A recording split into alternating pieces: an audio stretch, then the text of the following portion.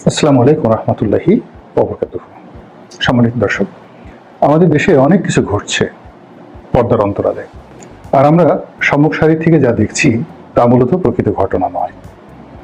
আমরা যে ছাত্র আন্দোলনকে দেখতে পেয়েছিলাম, এখন সেই ছাত্র আন্দোলনের ফলে শেখ হাসিনার যে পতন হলো, সেই পতনের নেপথ্য কাহিনীতে অনেক নাম, অনেক চক্রান্ত, অনেক দেশের নাম, অনেক রথী এবং মহারথীর নাম চলে আসছে। আমরা যারা মনে করেছিলাম যে আমেরিকান যে মাস্টার প্ল্যান সেটা ব্যর্থ হয়েছে, পিটার ডি হাস যেটা চেয়েছিলেন মূলত একটি সুন্দর নির্বাচন হোক, বিএনপি অংশগ্রহণ করুক, সেটি ব্যর্থ হয়েছে এবং আওয়ামী লীগ ক্ষমতায় 2041 সন পর্যন্ত টিকে গেল। এবং ডোনাল্ড লু নামক যিনি আছেন আমেরিকার অত্যন্ত দক্ষ একজন কর্মকর্তা, তার তৎপরতা, দক্ষতা, অভিজ্ঞতা নিয়ে আমরা প্রথমে খুব অতিমাত্রায় ভয় পেয়েছিলাম। কিন্তু যখন নির্বিবাদে জানুয়ারি মাসের 5 তারিখে একটা দামি নির্বাচন হয়ে গেল, তখন আমরা সবাই দৃশ্যত আমেরিকাকে নিয়ে ঠাট্টা মশকরা শুরু করলাম এবং ডোনাল্ড লুকে নিয়েও নানা রকম কথাবার্তা বলা শুরু করলাম। এই কারণ হলো আমাদের বেশিরভাগ, শতকরা 99.99% মানুষের যে দৃষ্টিভঙ্গি, চিন্তা চেতনা, সেটি হলো আমরা যা দেখি আসলে তাই দেখি, কিংবা আমরা যা শুনি কেবল তাই বুঝি। শব্দের পেছনে শব্দ, দৃশ্যের পেছনে দৃশ্য খোঁজার মতো যে কবিত্ব দরকার, সেটি আমাদের আসলে নেই বললেই চলে। ফলে সেই যে শরৎচন্দ্র চট্টোপাধ্যায়ের শ্রীকান্ত উপন্যাসের সেই বিখ্যাত ডায়ালগ, শ্রীকান্তর যখন কবি হওয়ার শখ জাগলো, তখন সে কবি হওয়ার জন্য আকাশের পানে দীর্ঘদিন তাকিয়ে রইল, কিন্তু কেবল আকাশ আর কিছুই তার চোখে আসলো না। গাছের দিকে তাকালো, পাখির দিকে তাকালো, কেবলই সে পাখি দেখতে পেল। ফলে সে সিদ্ধান্ত নিল যে তার দ্বারা আর কবিতা রচনা সম্ভব নয়। কবির মন সে বহুদূর পর্যন্ত যেতে পারে, 1000 বছর, 5000 বছর, 10,000 বছর পর্যন্ত। আপনি চিন্তা করুন, আজ থেকে 5000 বছর আগে যারা মহাভারত রচনা করেছিলেন, সেই মহাভারত রচয়িতারা যে নামগুলো দিয়েছেন, দুঃশাসন, তারপর শকুনি, আপনি চিন্তা করুন এখন পর্যন্ত 5000 বছর পরেও আমরা সেই নামগুলো ধারণ করছি। এখন বর্তমান জমানাতে যা কিছু ঘটছে, আমাদের মধ্যে নবীত্ব নেই, কবিত্ব নেই, বিশেষত্ব নেই, আমরা কেবলই মাত্র দর্শক। ফলে গতকাল যেটা দেখছি, আজ যখন অন্য ঘটনা ঘটছে, আমরা তখন আর নিজেদের ইমান ঠিক রাখতে পারছি না। যেটা বলছিলাম ডোনাল্ড লু সম্পর্কে, প্রথমে আমরা ভয় পেলাম যে ডোনাল্ড লু যেহেতু পাকিস্তানে সামরিক শাসন এবং গণতন্ত্র, এই দুইয়ের মাঝে একটা সেতু বন্ধন তৈরি করে ফেলেছেন, এবং ইমরান খান যেভাবে গণতন্ত্রের ধারক হিসেবে পৃথিবীতে ঘুরে বেড়াচ্ছেন এবং নতুন একটা মুসলিম বিশ্ব, ওআইসির সমান্তরাল একটি মুসলিম বিশ্ব গড়ে তোলার জন্য তিনি এবং মাহাথির মোহাম্মদ যখন প্রায় সফল হয়ে গেলেন দ্বার প্রান্তে, তুরস্কের প্রেসিডেন্ট এরদোয়ান সহ, অর্থাৎ রাশিয়াকে মাঝামাঝি জায়গায় রেখে ইরান, পাকিস্তান, আফগানিস্তান এবং মালয়েশিয়া, এই একটা বৃহৎ বলয়ে, যেটাকে ইসলামাইজেশন বলা হয়, সেই ইসলামাইজেশনের ব্যাপারে তিনি যখন অনেকটা এগিয়ে গেলেন, এবং তার প্রেক্ষিতে তিনি যে জাতির সঙ্গে ভাষণটা দিয়েছিলেন ইমরান খান, পাকিস্তানের প্রধানমন্ত্রী, সেটি পাকিস্তানের ইতিহাস তো নয়, জাতিসংঘের ইতিহাসের সবচেয়ে বহুল দৃশ্যত, অর্থাৎ সবচেয়ে বেশি সংখ্যক মানুষ সেই ভাষণটা দেখেছেন। তো ইমরান খানের এই যে বিশ্ব মোড়ল হওয়ার স্বপ্ন, আঞ্চলিক শক্তি হওয়ার স্বপ্ন, যে মানুষটি তছনছ করে দিয়েছেন তিনি মিস্টার ডোনাল্ড লু। ফলে ইমরান খানকে যিনি শুইয়ে দিতে পারেন, তিনি বাংলাদেশের শেখ হাসিনাকে কি করতে পারেন, এটি নিয়ে আমরা খুব বড় বড় স্বপ্ন দেখেছিলাম। কিন্তু তাকে টেক্কা দিয়ে যখন নির্বাচন হয়ে গেল, আমরা তখন ধরে নিলাম যে না, ডোনাল্ড লুর কোনো ক্ষমতা নেই, সব ক্ষমতা দিল্লির হাতে, সব ক্ষমতা শেখ হাসিনার হাতে। কিন্তু এখন সফল বিপ্লবের পর আবার আমরা দেখতে পাচ্ছি যে ডোনাল্ড লুর আনাগোনা বেড়েছে, আমেরিকার অংশগ্রহণ বেড়েছে, এবং ডক্টর ইউনূস সহ সমন্বয়কদের অনেকের মুখ থেকে একেবারে ফ্রুটিকা খাওয়ার পর যেভাবে হুটহাট অনেকগুলো শব্দ বের হয়ে যায়, এরকম অনেক একেবারে নিপাট সত্য, নির্জলা সত্য কথাগুলো বের হয়ে যাচ্ছে। আর আমরা সেগুলো শুনে ভারতের পরিবর্তে নতুন যে একটা সাম্রাজ্যবাদী শক্তি আমেরিকা, এই সাম্রাজ্যবাদী শক্তির ধরন, প্রকৃতি এবং এটার দুর্ভোগ দুর্দশা আগামী দিনে কি হতে পারে তা নিয়ে এখন আবার থরথর করে কাঁপছি। এবং আমাদের যে কাঁপাকাঁপি, এটা নতুন কোনো বিষয় নয়, এটি নিয়ে আমাদের গল্প আছে, কবিতা আছে। আবদার রশিদের একটি বিখ্যাত কবিতা আছে, লোকটা শুধু করতে বড়াই, ভাঙতে পারি লোহার কড়াই, শুনে সবাই কাঁপতে ডরে, খিল লাগিয়ে থাকতে ঘরে।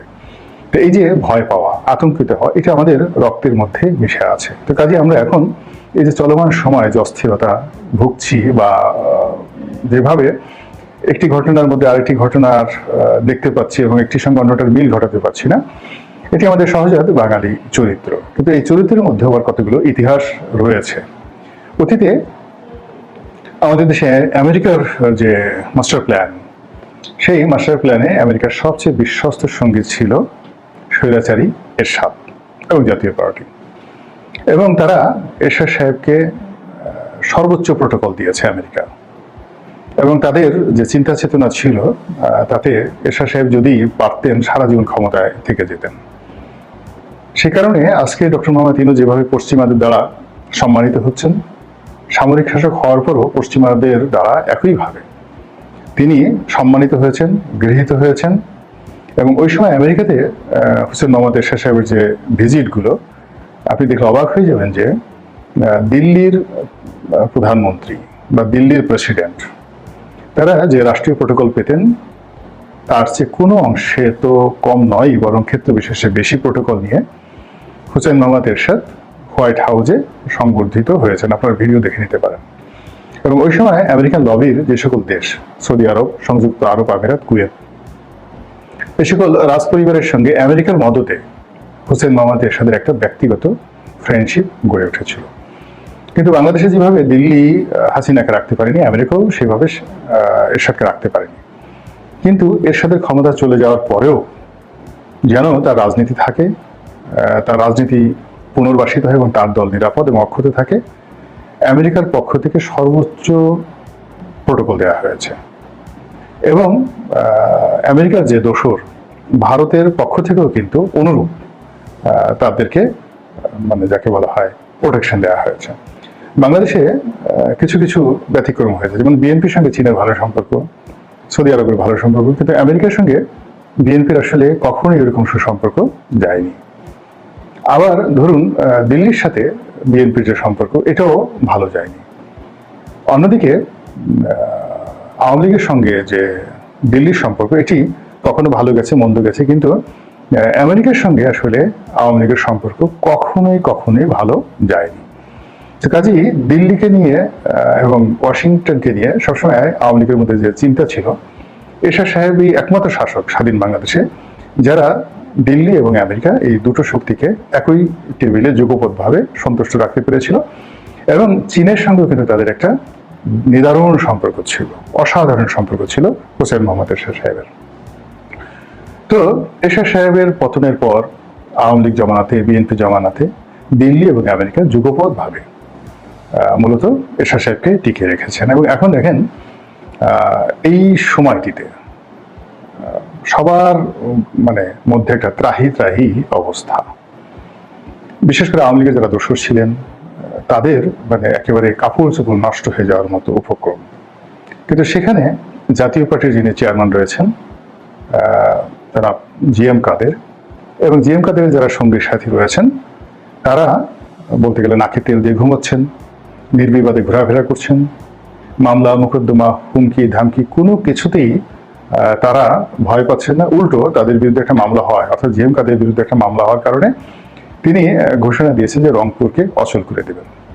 এবং এই সময়টিতে তিনি যে ভাষায় কথা বলছেন, যে বডি ল্যাঙ্গুয়েজ তিনি দেখাচ্ছেন, এবং যেভাবে বিএনপি এবং জামাতকে বুড়ো আঙ্গুল দেখাচ্ছেন, সমন্বয়কদেরকে বুড়ো আঙ্গুল দেখাচ্ছেন, তাতে মনে হচ্ছে যে মিস্টার জো বাইডেন এবং নরেন্দ্র মোদী দুইজনেই ডক্টর মোহাম্মদ ইউনূসকে জিএম কাদেরের ব্যাপারে গ্রিন সিগন্যাল দিয়েছেন এবং ইতিবাচক কথা বলেছেন, এবং তাকে প্রোটেক্ট করার জন্য সম্ভবত পশ্চিমাদের একটা অনুরোধ থাকতে পারে। এবং সেটি না থাকলে এই পরিবর্তিত পরিস্থিতিতে জিএম কাদের তো শিশু, রাজনীতিতে শিশু। আমাদের দেশের রাজনীতিতে যারা দাদা, সেই জাসদ, হাসানুল হক ইনু, রাশেদ খান মেননের ওয়ার্কার্স পার্টি, এই সমস্ত মানুষ রীতিমতো শুয়ে পড়েছেন। এরপর আওয়ামী লীগের বড় বড় বাঘা নেতা, যাদের কোনো খোঁজ খবর নেই, ক্লিন ইমেজের যে মানুষগুলোকে আমরা জানতাম, সাবির হোসেন চৌধুরী, মতিয়া চৌধুরী, তাদেরকে পর্যন্ত আমরা দৃশ্যপটে দেখতে পাচ্ছি না। কিন্তু সেখানে জিএম কাদের, মুজিবুল হক চুন্নু তারা অতীতের যে কোনো সময় আসছে, এমনকি আওয়ামী লীগ জমান আসছে, তারা মনে হচ্ছে নিরাপদ এবং নিশ্চিন্তে আছেন। অন্যদিকে জাতীয় পার্টির মধ্যে যারা জিএম কাদের বিরোধী লোকজন, বিশেষ করে কাজী ফিরোজ রশিদ থেকে শুরু করে অন্যান্য যে সমস্ত লোকজন আছেন রওশনপন্থী, তারা সকলেই এই জমানাতে এসে দৌড়ের উপরে পড়েছেন।